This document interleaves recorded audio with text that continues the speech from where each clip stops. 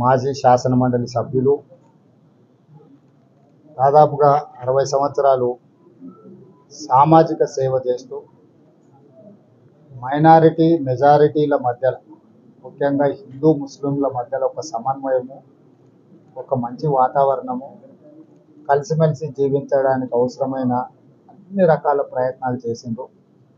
వారి మరణం ముస్లిం సోదరులకు, మీర్ షబ్బీర్ గారి కుటుంబ సభ్యులకే లోటు కాదు, తెలంగాణ రాష్ట్రానికి, ఆంధ్రప్రదేశ్లో కూడా ఉమ్మడి రాష్ట్రంలో వారు చేసిన సేవలు, వారు చేసిన ప్రయత్నాలు, ఈరోజు ఆ స్థాయి నాయకుడు మన మధ్యలో లేకపోవడం దురదృష్టకరం, బాధాకరం.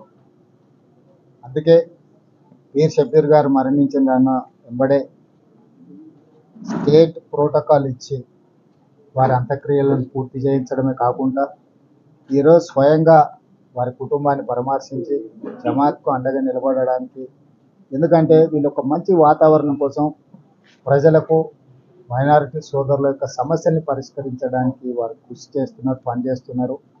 అలాంటి వాళ్ళని గౌరవించడం, వారిని శాశ్వతంగా గుర్తుండే విధంగా ప్రభుత్వం వైపు నుంచి కూడా మద్దతు ఇచ్చేది.